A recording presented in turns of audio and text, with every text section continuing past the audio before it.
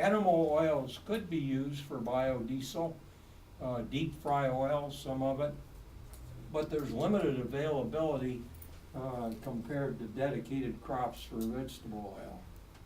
And then if you go to plant oils for biodiesel, the big four are rapeseed canola in Europe, soybean United States, corn oil, cottonseed oil, but also ran are these sources of oil.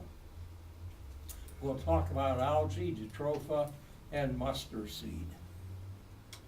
In the process of making biodiesel, come in with vegetable oil, transesterification, and the surprising thing is you have to put fuel in to get fuel out. So the methanol is a fuel, and you come down, you finally end up with biodiesel. And in the middle is B100, 100% biodiesel. On the right is soybean oil that it came from, and then that's petrol diesel on the left. And here's jatropha for biodiesel. There's a belt around the earth from about 25 degrees north latitude to 25 degrees south latitude, and within that belt, this plant is fairly widely distributed. And this represents the fruit, and here shows the seeds. And each one of those seeds is about the size of your thumb. And there are multiple seeds in each fruit, and these seeds are rich in the kind of vegetable oil to make diesel. Now we turn our attention to algae. Once again, we start with the three parts, and algae can create biomass. And some of the big advantage of biomass from algae is that you can have many, many, many crops per year. Like if you do the grass, you maybe get one crop a year. But with algae, it grows very fast. And another thing I want to point out at this point is that if you grow algae, the CO2 disappears. It's soaked up in the process of making biomass. And that leads then to the next, or ultimately to an explanation. DOE had an algae program for 18 years. And during that time, the goal was to sequester CO2 in algae. I don't know what you do with the algae, but you would get rid of a lot of CO2. And that would be synergy with coal-fired plants.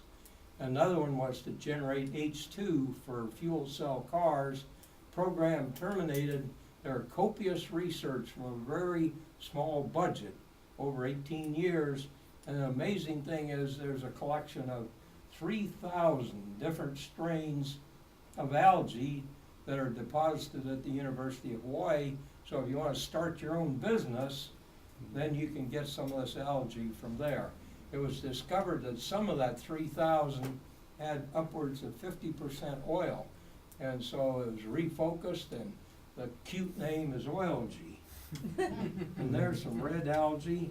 Here is Google Earth.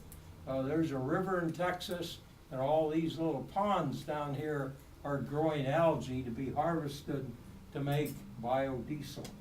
And an alternate way is a bioreactor system.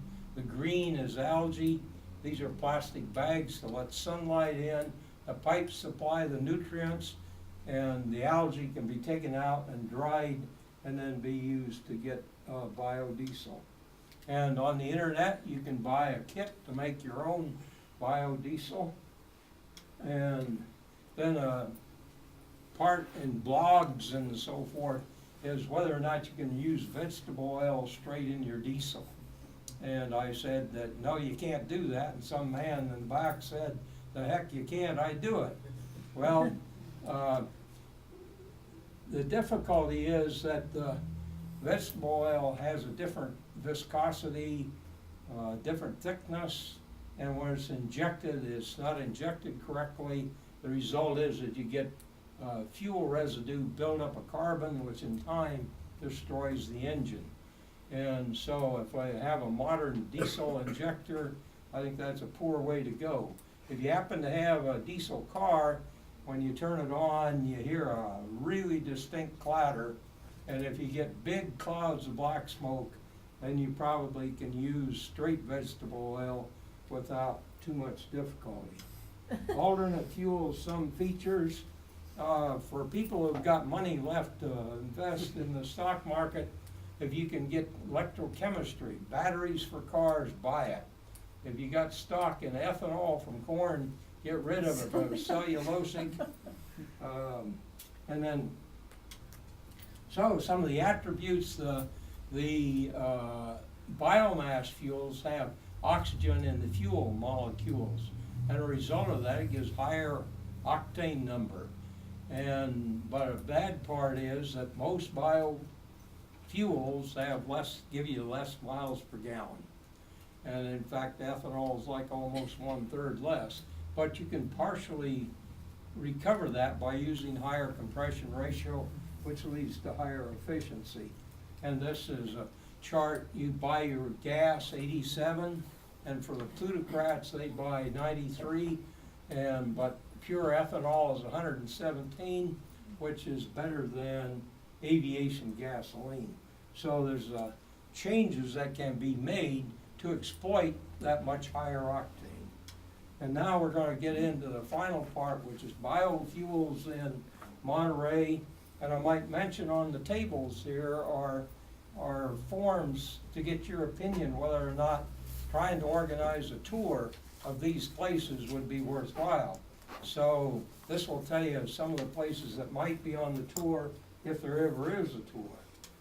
And so biofuels, Monterey Salinas Transit and this vineyard have been cooperating, growing mustard seed. Monterey County Planning Commission has set aside a site at Moss Landing for a biofuel. Salinas Fire Department has been using biodiesel to reduce in their fire trucks. There's a bio station on Fremont, landfill, biogas recovery, and then since Monterey is such an attractive place, for about 10 years, the annual landfill biogas technical conference was held in Monterey. And we're on the map in Monterey. Each one of these dots represents a biodiesel production facility, and in Soledad is a production facility for biodiesel. And then this is the land which is on Holand Road south of King City, where the mustard seed's been planted. And here's mustard seed growing along the highway. And the reason that this is significant, there's two reasons. One is it shows it can be grown with very little attention. It'll grow whether you got a farmer or not. And the other one is it shows that it grows to maturity based on what the available rainfall is in this area. And here shows a acre or so of this stuff. And then it was fortunate I caught this truck, because in someday you'll have biodiesel from here that'll drive that truck. But not only that, it'll fill a tank with biodiesel for the next customer. And this is what the flowers look like. And these flowers produce seeds, and these are the seeds. There are two kinds of seeds, yellow and black, or if you want to be more specific, wild California and Pacific Gold seeds. But both of these are rich in vegetable oil. One of the companies is Energy Alternate Solutions. They have a plant in Soledad. They're putting a station in Watsonville, and they get their fats from McDonald's, etc., and they are in a partnership with MST to make the biodiesel. And then there's another company on Del Monte Avenue called ABC, Abundant Biofuels, and their focus is on jatropha plants, and they have agreements with Peru, and Philippines to produce biodiesel in those. And then this is a service station on Alliance, and they have pump number 3 here is gasoline, but they have a sign that says biodiesel here now, and there is the biodiesel pump.